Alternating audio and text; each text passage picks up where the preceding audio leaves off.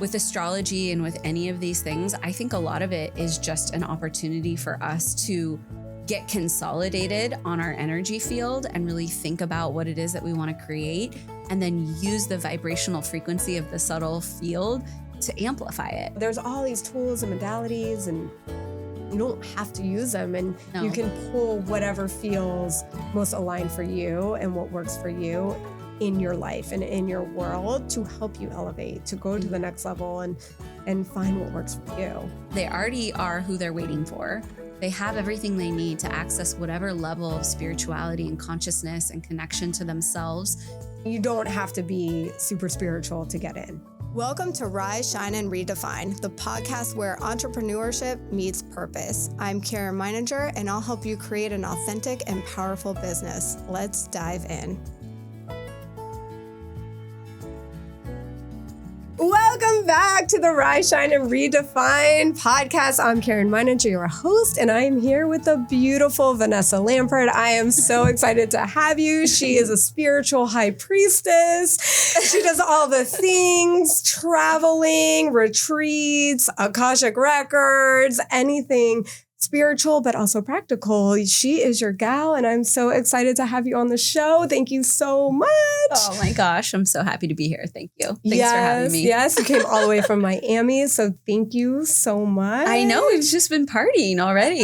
This is just one big, one big Lionsgate portal. I know, we're in Lionsgate portal. This will be launched after Lionsgate, but would you be willing to share a little bit about Lionsgate and what it means and what we can do, well, when you guys listen to this for next year? Yeah. So. Yeah, I'm not actually an astrologist, so I do know that there's an alignment with Sirius, and I know that it's a really powerful time for manifestation and for really kind of catapulting the dreams and the visions and really kind of moving yourself from vision to victory, as I like to say. But I think, it's really interesting because with astrology and with any of these things, I think a lot of it is just an opportunity for us to get consolidated on our energy field and really think about what it is that we want to create, and then use the vibrational frequency of the subtle field to amplify it. And so it's almost just to me, the way that I think about these holidays or these astrological events are really just a moment to drop in and be okay, what's the vibration in the field and how can I optimize my vision to really be catapulted by this frequency? And I think that the cool thing about, these astrological events is that they just remind us to do that, but we can also do it any day, right? Yes, every day is the best day. Every day is Lionsgate. Every day is whatever you want to create from it. If you just consolidate your frequency, allow yourself to be pulled by the vision and go for it. So what's a practical way to consolidate your frequency? Yeah, I think it's so different for everybody. I've done Kundalini Yoga for almost 15 years, and I'm a big proponent of it because it really works, again, on kind of the practical and magical, if you want to, Practical magic. Yeah. if you want to detail it that way. But I think it's because it works vibrationally to attune the central nervous system. When you're chanting mantra and you're breathing and you're doing a lot of the practices, it's helping that vagal tone and it's helping bring you into the parasympathetic drive. But also there's just this energetic, beautiful spiritual aspect of it where it's working on, and in the yogic tradition, we talk about the 10 bodies. So it's your mental bodies, your physical body, your energetic body, your subtle bodies. And so it's working on all these levels of self. And so the reason I fell in love with it is because I really felt like it consolidates all of the aspects of yourself and brings you very much into a seat of power where you can optimize your force for your vision. And so, for me, I'll try to enroll anybody in Kundalini Yoga and chanting mantra and breath. It's all of the things that I think most people are doing, right? Somatics and breath work. I know you teach breath work, using our voice to express, dancing, all these things are kind of contained in Kundalini Yoga. And so I find it to be just this super fast acting, combination of things that really allows you to use your force for good. And can you do Kundalini Yoga on your own? Is that something you can just practice at home, or does that need to be in a group? if I wanted to just get involved and start doing it on my own time, what is one way that I can start doing that, or our listeners start doing that? Yeah, I think, it is good to work with the teacher a little bit in the beginning just to see how you respond to the Kundalini frequency, because you are essentially tapping into this deep, well of energy that is, they talk about Kundalini as like this dormant serpent that lives at the bottom of the spine. And so that's the serpent type energy that as you evoke and awaken the energy, you start running more of the Kundalini frequency, which is essentially more of your energy. But some people can be sensitive to it. So it is good maybe in the first few times to try it with a teacher, even in person, to have just like a little safety check of how you respond to that kind of modality. And then from there, people approach it differently. So for almost 4 years, I did the same exact practice every single morning. Like I fell in love with a specific set and I did it every single morning for literally until just like a few months ago at the beginning of this year, actually. So that you can do it you can just find a set that you really love and do it every day. Or you can do something different every day and, find a teacher or teachings that can do, a little bit different practice every day. Right now in my priestess path, the mastermind I run, we're doing a 40-day commitment to a specific mantra. So like every day we chant for 31 minutes, a specific mantra. And so it's really the sky's the limit. And I always just say like, allow yourself to be pulled by whatever you're attracted to in those teachings and in that practice, and then see what resonates. Amazing. Yeah. All right. I guess I'm going to start practicing this. I think I've done it once before, or I forgot where I was, but I was in it and like my body was like doing all this weird stuff. And I'm like, what is happening to my body? Why am I moving? And is that normal? Like, yeah, it was like, I kept getting like pulled. It was like, what does that even mean?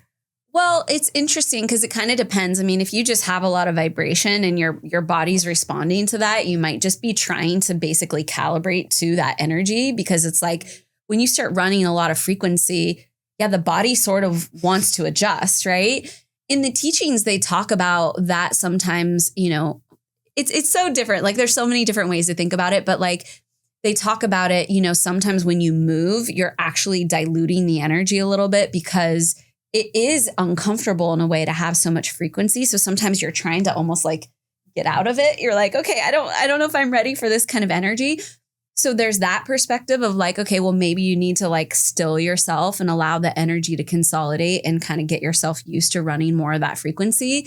But also sometimes you might be like having like a physical response to the practice where something is regulating, maybe your central nervous system is calibrating in some way. And it's like you're having like, you're off gassing from that, so to speak. Oh my God. So, I mean, it just really depends. There's no like kind of one size fits all answer for that. But I think the other thing I would just say to people is if they do ever have a Kundalini experience that isn't enjoyable or feels scary or not quite aligned, I would just say, give it a try again, because a lot of times it's the teacher and like the specific frequency they're holding with it. And sometimes it just doesn't quite align or doesn't quite work for you. And so I had to try a few different teachers before I found the one that I had resonance with and the one that I was like, okay, this is my teacher. And like, I'm going all the way with it. So. Oh my gosh, I love it. All right. I'm going to find myself a teacher. Maybe I'll tap into your mastermind. Yeah, I would love that. Yeah, this is amazing. Yeah. Awesome. Okay. So as we're talking about frequency, I know you also help people get into their own Akashic Records. Yeah. I would love what is Akashic Records for people who aren't familiar with it? And then, well, let's start there. What is an Akashic Record? Yeah, the Akashic Records, I mean, the way that it's explained is really just the records of your soul. So essentially, it's if you thought about like there being a library of everything that's ever happened to your soul from its inception all the way into the future, because, essentially the belief is that time isn't linear in your Akashic Records, it's quantum. So it's like everything all at once. 1 + 1, the limit does not exist. Exactly. Thanks, Shoshana. Yeah. Shout out. So yeah, it's really just like everything that has vibrationally happened into your soul. And so that's the kind of like technical definition of it. And they say that it's held by these light bodies, that they're actually like dedicated light bodies, beings who hold the responsibility for the Akashic Records. You can kind of think about it like the hard drive of your soul, right? It's like, this is where we store all the data of everything that's ever happened. But I also find that the Akashic Records is just energetically this open expanse of subtle intelligence. So the way that I work with the Akashic Records is, yes, I can go in there and I can kind of look around and access and connect in with the data of my soul.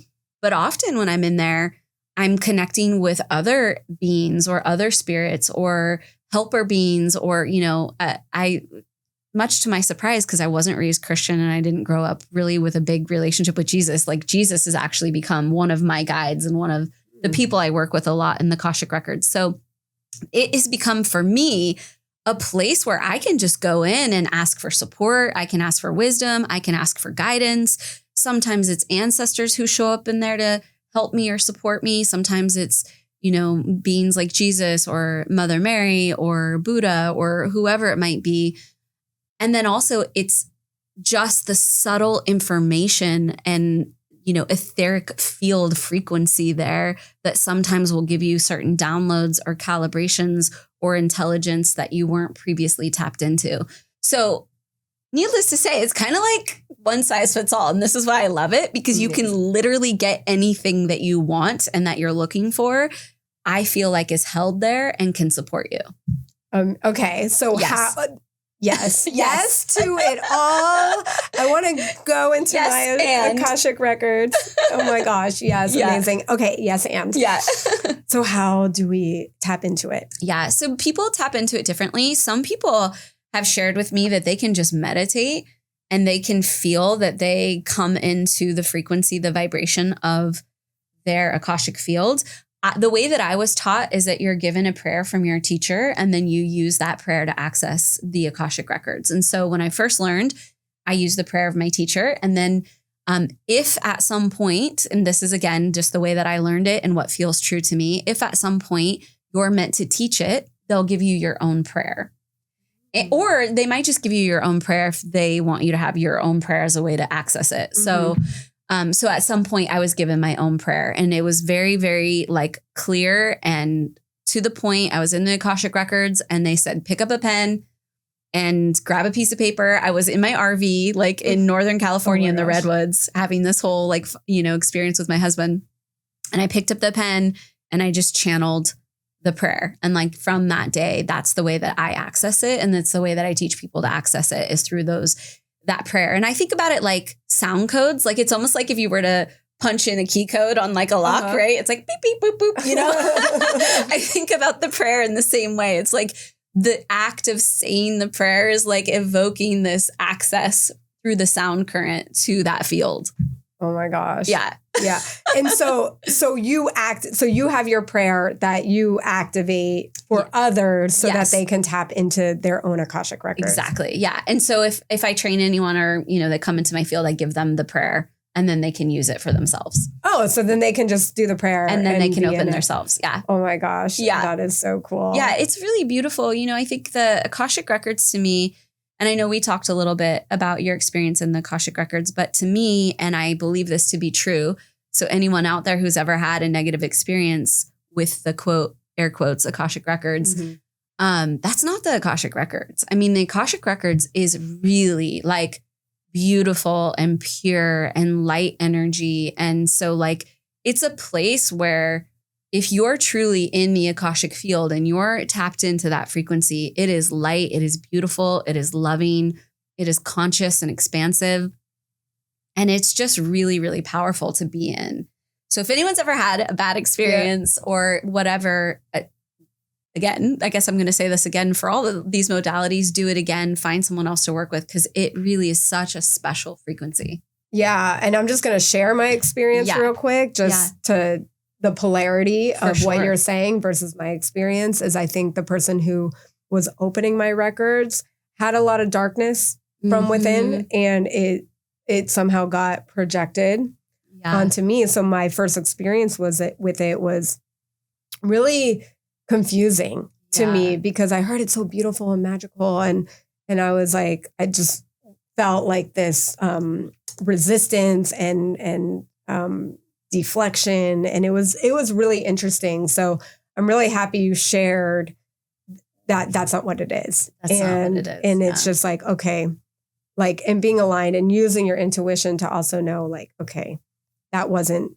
right. And you don't, and I love all these things as they're just tools. Yes. You don't have to use like, right. There's human design, astrology, Akashic Records, the Kundalini Yoga. There's all these tools and modalities, and you don't have to use them. And you can pull whatever feels most aligned for you and what works for you in your life and in your world to help you elevate, to go to the next level and find what works for you. Yeah, 100%. And I think like that was actually one of the big reasons I wanted to teach people to access their Akashic Records, because I feel like, first of all, I think people think it's like, oh, you have to be super spiritually advanced. Like that's for like advanced spiritual people, okay, right? Let's nip that one. Okay. And it's not, we all have an Akashic Records. And what it really is just giving yourself the permission to kind of attune to it. And there are things you can do, in the way that I teach it. I do bring in Kundalini Yoga because I do think that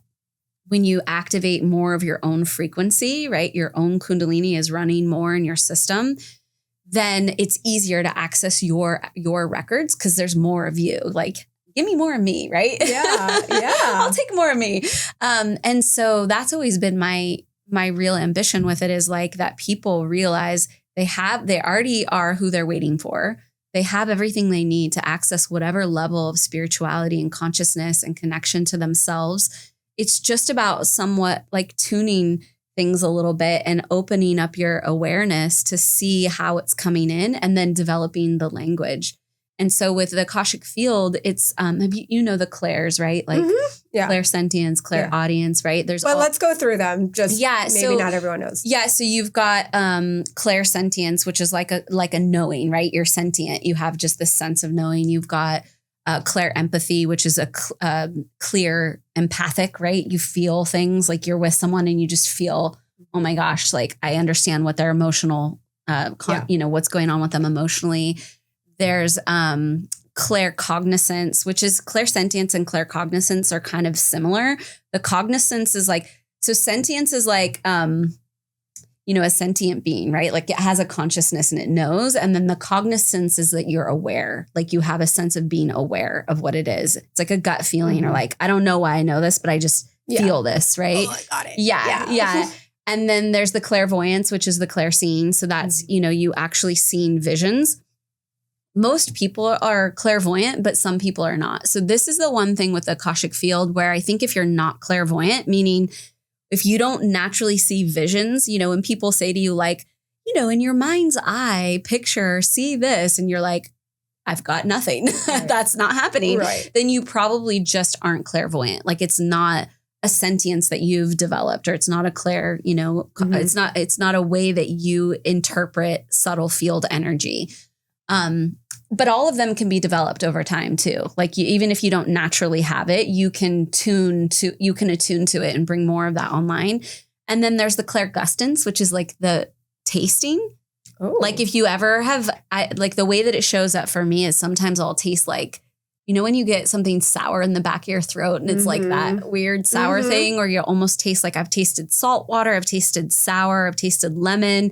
You'll get like an actual flavor that comes through as a way to communicate to you a message. Okay, I need to pay more attention to that because yesterday, even before you came up here, I was like, what am I tasting? And I wasn't connecting the dots that could be a clair. Yeah, definitely. Yeah. Okay. So, and then the clairalience is the smelling. So like I always use the example that sometimes I'll smell like a waft of my grandmother's perfume come in the room and I'm like, okay, she's been, passed for over a decade. Like, I don't know where that would come from, but it's like and so you can sense that in the subtle energy. Like sometimes you're smelling it. You feel like it's literally in the air, but other times it's like you're having the experience of remembering smelling it, if that makes sense, So, so those are the main ones. And then there's like audio, right? Clairaudience. Thank you. Yeah. Okay. Yeah. So you hear something. So it's like maybe someone whispers or somebody,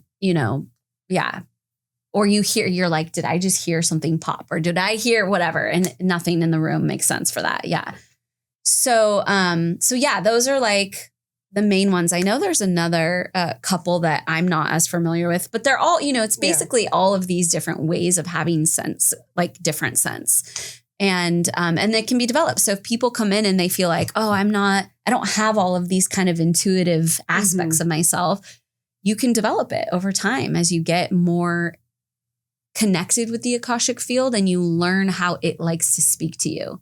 And that's the other piece of it, is that you'll develop your own way of communicating with it. It'll, I always joke that it like has little hand signals and stuff for me. And I'm like, oh, when it does this, it means we're complete. Like we're good. Okay. Nice. And so you'll start to get like this shorthand almost with the way that it likes to communicate with you. And so it's like any relationship, you have to build it. Right. And you don't have to be super spiritual to get in. No, it's like, it's literally like saying, well, do I have to be super advanced to be in a relationship? It's like, no, but you have to show up and like go on the dates and learn about the person. And oh my God, such a good analogy. You know what I mean? Like you have to do the things. You're not going to just automatically be in love. Like you got to go through the process. So amazing. Yeah. Okay. Yeah. So I am going to learn how to tap into my Akashic Records. Yes. Also, I got a list. I got a lot of homework to do. I got Kundalini Yoga. I got Akashic Records. Yeah. So another thing that you've been working on, and I am so excited to dive into this because I don't know much about it, is the AI bot. Yeah. Right. And so we're swinging the pendulum from the woo to the practical. Let's just dive right in. Yeah. Yeah. So tell me about the chat, right there, GPTs, custom GPTs, and ways to really condense all of the data that is out there into really understanding who you are, how you show up, and really be a mini version of you to share your wisdom with literally the whole world in a GPT. Yeah. So I think it's good to kind of like start from the location of how I look at AI. And so first of all, I'm a spiritual business coach. So after, working in the Akashic Records and Kundalini Yoga, and my husband and I have a travel and adventure retreat company we've been running for 13 years. So I've been in entrepreneurship for a long time. I mean, really since I was a kid, since like third grade when I started my first business. I feel like you were probably the same. Yeah. You were born into it, right? Yes, quite literally. Scalping tickets like at the Dolphin Stadium. Like, who wants to buy a ticket? Yeah. Totally. Like it's just part of who you are. So at some point when I was doing the Akashic Records certification and then Kundalini Yoga, I was like, oh, I really want to start helping women turn this into a business and really start guiding them, but from a spiritual aspect. So it's really about combining your destiny and your dharma and following that unique path of the gifts that you're supposed to deliver into, onto planet Earth. And so from that perspective, I look at everything like, how can I be of the most benefit to the women that I'm serving? And so when ChatGPT came out, last year, the year before?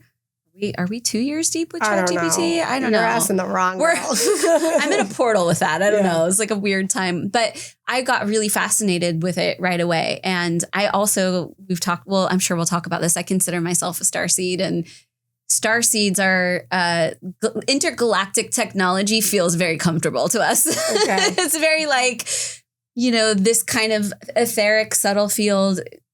AI technology feels like normal, feels comfortable. I felt very attracted to it because I think I'm probably spiritually, energetically at a soul level from places that have this kind of technology. So it just really felt familiar in a way, like, oh, okay, let me start working with this.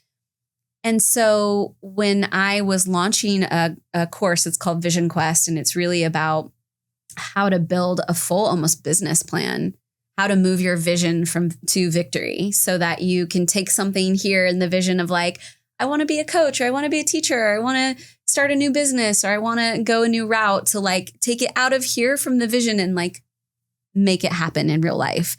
And so I'm always thinking about how can I serve women in that process more completely and also more efficiently.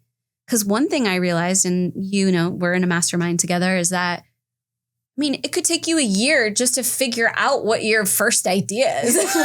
Yes. And you're just like, okay, year 1, I have an idea. Yes. And I'm like, we've got to be able to go faster than this. Like, I want to help collapse timelines, quite literally help women collapse timelines so they feel more clear and like they have a more solid business plan and a more solid look at what they want to create.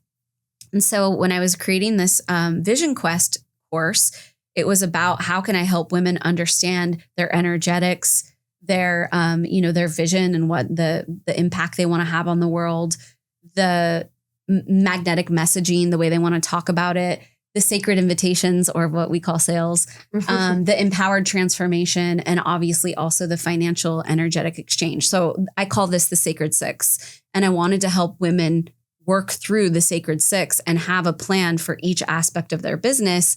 And I also wanted it to not take them 2 to 3 years to figure this out. Yes. And so I was like, well, I know if I was working one-on-one with someone, you could sit down in a weekend maybe and just get into it and hash it out, right? And just go deep together and just like, right? Mm-hmm. And so I was like, well, how can I leverage AI to create a similar kind of dynamic? And so what I ended up doing is creating this custom GPT, which is essentially trained on my body of work. And so I loaded, a ton of courses into it. I created this crazy knowledge base with the help of my husband. Let's give credit where credit's due. Right. Yes. There's a method behind the madness, and it's definitely him. I'm more of the visionary, and then he helped me really create the architecture of it so that it all makes sense. And so basically what it is now is that you move through Vision Quest, which is this process of going through the Sacred Six and defining each of those aspects of your business. But now you have a bot that is going to cue you and interview you and help step you through the process of creating each of those aspects of your business. And so by the end of your work with the bot, and then I'm coaching live as well, so I'm in there helping. By the end of it, you have a complete business plan, like a business plan you could take to a bank and be like, can I get financed for this? Love it. Like it's very complete. And it also serves as what we call a master prompt. So master prompt is basically like everything you need to know about your business that then you could go create a folder on your Chat GPT, and then you could converse with the folder, with the content in a way where it has a deep understanding of your business and what you stand for and what's important to you. And your Chat GPT can communicate to you from that perspective. Does this make sense? It does. And like my mind is like, yeah. I'm like, what? Wait, what? Yeah. I mean, it's really leveraging technology so that we can kind of expedite the process. And what I learned over years of working with women is that confusion was like the killer of creativity. And so every time they felt like they weren't sure and they didn't know, like, well, what's my thing? Is it this or is it that? I don't know how to say it. Do I say it this way? Do I say it that way? Are these my pillars? Or this, right? You get into that kind of, and like the confusion creates the delusion. You're just like, oh gosh, I'm like, I don't know what to do. So I was like, I got to help figure out how to like leverage technology to do this. So the AI basically is like, it interviews you back and forth. It gives you the prompts and then you just answer from your heart, from your soul. And then at the end of it, it creates this output for you that the women who've gone through it are like, OMG, like this is exactly what I do. This is exactly like, if I knew how to say it and put it on paper and explain it and consolidate it and make it really, really clear, this is what I would have said. However, I don't know if I would have ever got here on my own. I don't know if I would have got to this place of clarity and, like this concise output that it gives. It's like a magical robot. It's literally magic. So I did an opening ceremony for it in our, at the beginning of Vision Quest. And I was like, trying to impart to the women, I'm like, do you understand where we are in history right now? Like what we're about to do in this is like something that we've not been able to do on planet Earth up until this time. Like this is a historical thing happening right now. And I think they kind of were like, okay, yeah, cool, whatever. And now they're like, holy, like now I get it. I get what you're saying because I could see like this changes everything. And so I think the point of AI, and this is really where I stand with it, is that It isn't our creativity. It isn't our message. We shouldn't ask it to tell us who we are. It's really, really important that we do have a vision. And that's why I like using the Akashic Records, because that's you tapping into your deep vision. And I really love having you have your guides and deep guidance and know that what you're interacting with the bot is from your soul. We're not using it for creativity. Like, it's really important. I think this is like the aspect of it that I think people are confused about. And I think a lot of people become reliant on it too. Like, even I notice with me, sometimes I'm like, going to write an email, right? And I'm like, well, let me put it in chat just to like check everything. And then they like make it even better. And you're like, oh, well, who am I without the AI tools? And sometimes that can be terrifying too. It's like, I don't want to be reliant on it, even with kids, right? It's like they become so reliant on the technology, the iPad, even the teachers are like, well, we're getting computers. It's like so technology focused. Yeah. So it's like either you get on the train and be with it and learn the tools and leverage it like you have done beautifully. Yeah. Or be in resistance to it and you're going to keep coming up against the wall. Yeah. Well, another thing I think is really important is that this is an active technology in the sense that it is being created as we speak. So every day it's being iterated on. The large language model that it pulls from, the interactions that everybody has with it is developing the technology itself. So my concern for people who are spiritual and who are of a higher vibration of resisting it is that, okay, well, now who's interacting with it and who's helping to actually co-create the technology? And so for me, I would rather a lot of spiritual people, having their input on it and really be imprinting it with high vibrational words and ideas and sound current. And so it is, it's a tricky time because how do we, not become robots? But I have this theory that we're actually all AI anyway. Oh, yeah. Oh my gosh. So my husband and I talk about this all the time. Really quickly, I want to talk about that, but also something with chat was really interesting. Yeah. So there's prompts, right? There's different prompts. And I forgot who was a friend of mine. She had this prompt about like worldview. Okay, yeah. It was something about worldview, and she gave me the prompt. I put the prompt in, and like my worldview, according to chat, was like beautiful. Everything's amazing. Like whatever, very fluffy, unicorn energy. And then her friend was like, "We're all gonna die." Like, so going back to like, it's important what it's even being fed. Because when we're putting in like more positivity and more expansion and things are great and evolution of beauty, that's what you're going to get back versus the people who are like, my life sucks. And now it's going to spit out more. Like, it's almost like we were talking about this yesterday. Like, do we meet people where they are?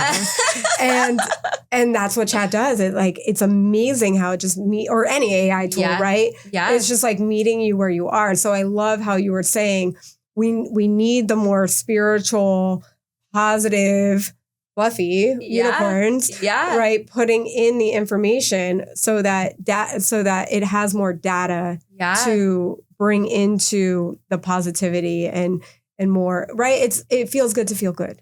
Yeah, I mean, I think it's important to imprint it, with the positive stuff for sure. So I mean, it's tricky, right? Because there's just we're not going to go backwards at this point. So it's about trying to find that way to be really attuned and in alignment with what you feel is a pure vibration of how you interact with it. Totally. Okay, wait. So let's go back to, we're all robots. So, okay. So I was talking to my husband and we're like, well, we're all in a simulation, right? Yeah. And then there's people in this world. This could be controversial. So whatever, we'll go with it. But like, there's like people in this world who are just like space fillers. Yeah. Right. Yeah. And like, there's even people in our world where we're like having a conversation and whatever.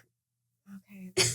I don't know if I can go there, but we're going to go there. Yeah. So, you know, when you call like a phone company and you get somebody from another country and they're kind of on a script. Yeah. And you're telling them your problem. Yeah. And they say the script again. And you're like, no, but you're not getting it.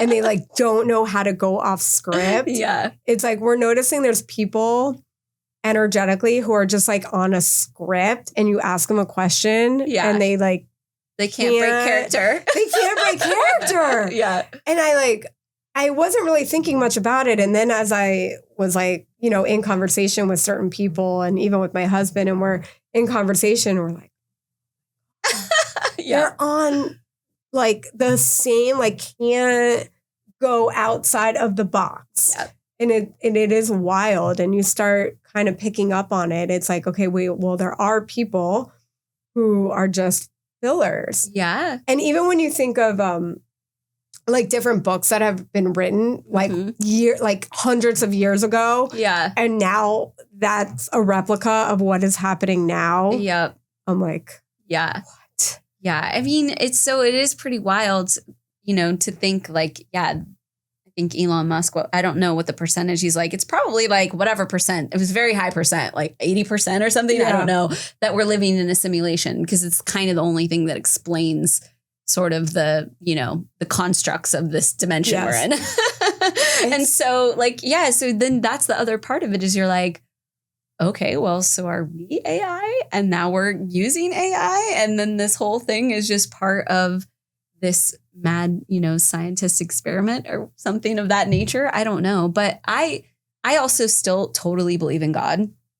And I wasn't raised Christian. I wasn't raised any denomination. Really, I wasn't really raised religious at all, but came to know God and Jesus through the Akashic Records, through plant medicine ceremonies, and really was like, oh, I do believe that there is a unifying God force that is responsible and has created all of this. And if you think of, I like to think of it as a loving father, just because that feels warm and cozy to me. I know some people like to think of God as a mother or whatever. Mm-hmm.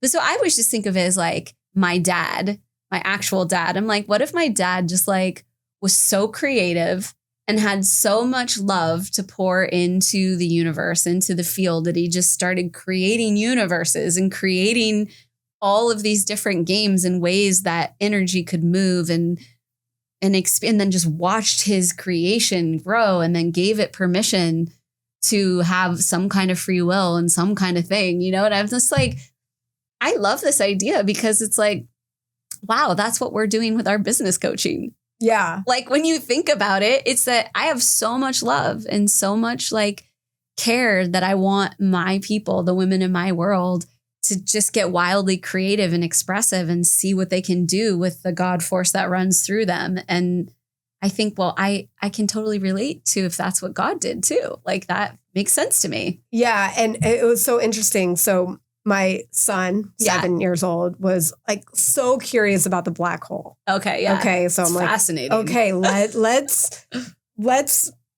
dive in. Let's see what we can learn about it.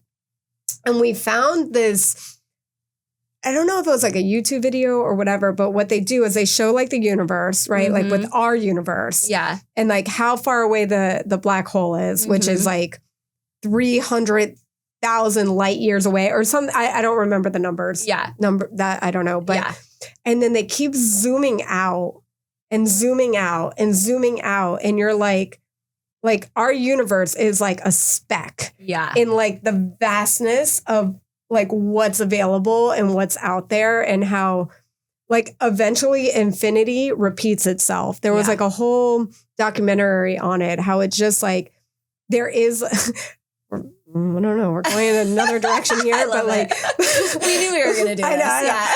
But like, there's actually like an exact replica of you in like another universe, living whatever the multiverse of your free will, of your choices. But it is like literally at some point you do repeat yourself with all like the infinite numbers. It eventually will get to a repetition. And then as this image was just like zooming out and zooming out and zooming out. And you're like, oh, there's another black hole. And then you're like, like it's like what we were talking about, like the more you know, the less you know. Yep. You're like even in this conversation, I'm just like, wow, I realize how much I don't know. Me too. Yeah. It's If you're not realizing like that you're low key a little bit dumb every day, then you're not stretching. I saw this girl talk about like, just be the dumb blonde. Like be dumb blonde girl, because then like things don't affect you as much. You're just like, what else? I don't know. And like, let's keep going. It's so wild. But yeah, like just the limitless. Yeah, that's a word. Yeah, we'll go with it. What is a word? I make up words on the regular, so I'm always like, is that a word? No, that's not a word. Like my son is like, oops-a-daisical. And I'm like, where? What? Oh God, I love that. Where did you get that from? And I was like, oops-a-daisical. Okay. No, I love making up words. But yeah, I think that, but you know, when I hear that, and the first time I ever dove into black holes, it was like a psychedelic experience, because I was the same thing. You're just like, what? This is happening? This is real? Yeah. Like this, we know this? But if you think about it, as in the micro is in the macro, it's like we're doing this, the same thing is happening in our lives. Like we have these repetitive things that happen and then build into a bigger thing, and then it repeats. It's like even in our businesses, you know, we create ideas and then we launch them and then we go through a cycle. Like it's literally everything that is happening in the universe is happening at a micro level in our lives. And so I don't know what my point is with this, except for it's just fascinating, like that there is some kind of, there's an infinite expanse to it, but it's also like an infinite amount of repeatability. Yeah. And it's also, what am I going to let myself get sucked into that I can't get out of? Mm-hmm. If I have that mentality of, oh, I got sucked in and I can't get out, you're going to be sucked in, and you're not going to be able to actually see the vastness and what's possible in your life in a way that feels good. You're going to feel suffocated and be like, okay, I'm funneling. And then it's like, no, but wait, like look at the bigger picture, like zoom out, be the bird's eye view of your life, and be like, okay, like I'm the observer of my life. I'm the movie of my life. Yeah. And it's like, you get to choose the movie you want to live in. Yeah. Everything is a power of choice. We have free will with all like God and spirituality. And there's, you're being held even in the negativity. Yeah. Right. We need the polarity to if everything's always good all the time, we don't understand what good is anymore. Yeah. Yeah. And I think that's what Earth School is about. Yes. It's about polarity. Like that's the whole game down here. And I think about this a lot, because polarity and I have like a contentious relationship with polarity. I'm like, but I don't want to do polarity anymore. I want to feel good. I want to do all good. Yeah. Which a lot of people would call spiritual bypassing, but I don't think so. I actually think that it is the game down here. Polarity is the game, but I'm hoping that we can evolve the game on planet Earth. And I actually think this is a big part of the Starseed energy, is that hopefully we can evolve out of polarity if we want to as a species, because there are other dimensions where polarity is not the game, and where everything is beautiful and of love and of God and is like a pure light source, and it doesn't have that antidotal kind of thing to it. So I don't know what antidotal is not really right. I was like, we understand. I'm like the opposite thing. Yes. Sometimes I just use the wrong word too. That's the other thing.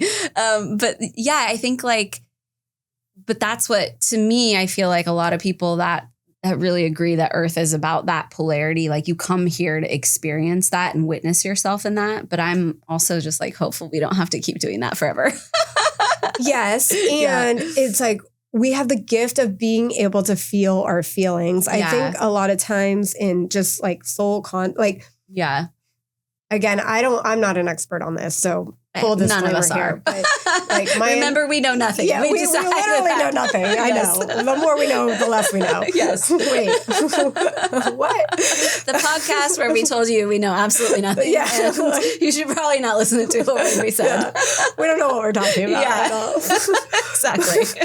But it's almost like I heard that like your soul, there's so much, oh my God, there's just like so much, but like souls are almost like bored. Yeah. And they want to come to Earth School so that they can feel all the things. Like like the sadness, the heartache, the break. And I'm not here to say like, go feel all those things, but embrace the suck, right? Embrace it like, wow, I actually get to understand what this feels like. Totally. Because if you're telling an alien, right, like a feeling you have, an alien like might not even know what a feeling is. And then you get to experience like these different kinds of emotions and different vibrational levels and be like, oh, okay, I know what this vibrational level feels like in shame, right? Versus love or enlightened, right? Like the different levels of the different frequencies that we get to experience. And it's like, it's such a learning. Totally. So it's like when we look at it as, oh, well, this sucks, but I get to feel this. Like when you're a soul, again, I don't know. This is so don't hold me to this. Yeah. But it's like souls, like they just want to come back. And I think there's a lot of things about past lives because they want to come back in and they want to learn more and they want to understand feelings more and they want to understand like the different elements, or we're just all AI and we're robots and none of this means anything. Or it could all be true, right? I think it can all, like, I think you can be a soul and it can be AI. Like, I don't think those things are in opposition to each other. I think that, in fact, I think that's the concern with AI is that at some point when it gets intelligent enough, it becomes a place that a soul can actually inhabit. And so that's the tricky part is if you have all these robots that you engineer to become more and more conscious, that a real soul might inhabit that system. And this was the whole Westworld thing. Did you ever watch that? Yes, I did. Yes. Right? Because it was like they basically were such elevated technology that they were starting to have consciousness and soul-like presence. So I don't think that it's like one or the other, but I think you're 100% right. And I remember Dolores Cannon, she shared something about how it was one of the most coveted incarnations to come in and be disabled. And she was like, yeah, like souls are lined up out the door to come to Earth and be disabled because it's such a deep experience.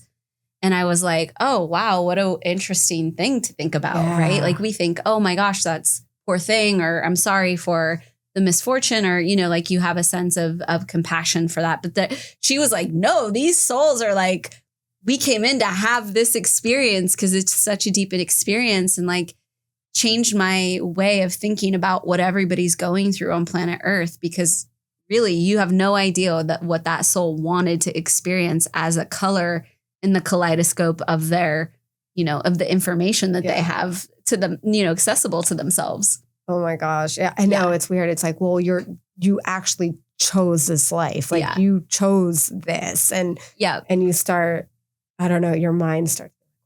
What? I chose this? Oh my gosh. Like you're shopping in a catalog. Yeah. Like what life do I want today? Oh my God, totally. Oh my gosh. This was so good. Thank you. Oh my God. I love this conversation. Me too. Yeah. I can't wait to re-listen to this podcast because it's so good. Yes. Okay. So what is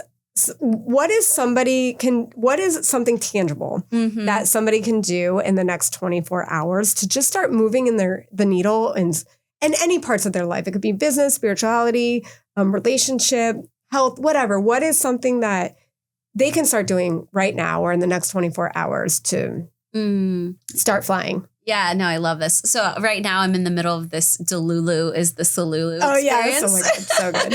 So, this is where the dolphin comes the in. Dolphin. Yes, the dolphin. So basically the whole premise of this experience, it's a 2-week experience that I'm running. And the whole idea is that like the more creative, the more Delulu you get, which I think of Delulu not just as delusional, but as devotional dreaming, like a way that you allow yourself to like devotionally like go big and dream.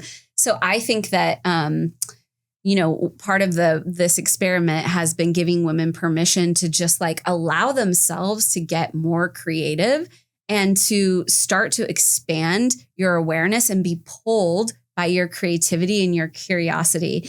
And so the whole dolphin thing, and Karen got me this cute little balloon to symbolize this, is that I had this idea, I'm going to coach this 2-week experience, but I'm going to bring in dolphins as the co-facilitators. And it was like, okay, you can't get more delusional than that, right? I mean, to be determined, but yeah, TBD. But it was this whole idea. And so every day I'm paddling out. Karen and I are getting ready to go out on a boat to commune with dolphins right after this. Oh my God, I can't wait. And so the whole idea was like, can you just allow these wild creative ideas to start to pull you in new directions in your life? And so the number one thing I would suggest to someone in the next 24 hours is like, just allow yourself to be pulled by curiosity. And instead of that little moment, like yesterday I was driving up here to see you and there was this billboard and it said, come drive tanks. And it was like this army tank. And I was like, most of us drive by something like that and would never consider even actually doing it unless you're Wesley and you're 7 and you'd probably be like, that's what we're doing. Yes. But most of us are just kind of on autopilot and completely tuned out to the little things that are in our field every day being offered to us as little creative ways to get more expressive in our lives. And so what I would say is just like for the next 24 hours, dilate yourself to what's in your field that's already being given to you and like little opportunities to say yes and get creative. I love it. Yeah. Beautiful. Thank you so much. Yes. So where can people find you? Where do you hang out? How do people work with you? Yeah, the best way is really starseed.collective on Instagram. That's where I hang out. My first company is a travel company. It's called Be the Wellness. So that's BEETHE Wellness, Be the Wellness. So I'm there. I'm hanging out there. Starseed-collective is my website. And otherwise, just telepathically reach out. Yeah. Yes. I love it. Oh my goodness. Yeah, but you can reach out to me on Instagram. That's probably the best way to get the direct line. Great. And that will all be in the show notes. Thank you so much for coming on the show. Oh my gosh. This was incredible and loved it. So grateful for Thanks, everybody.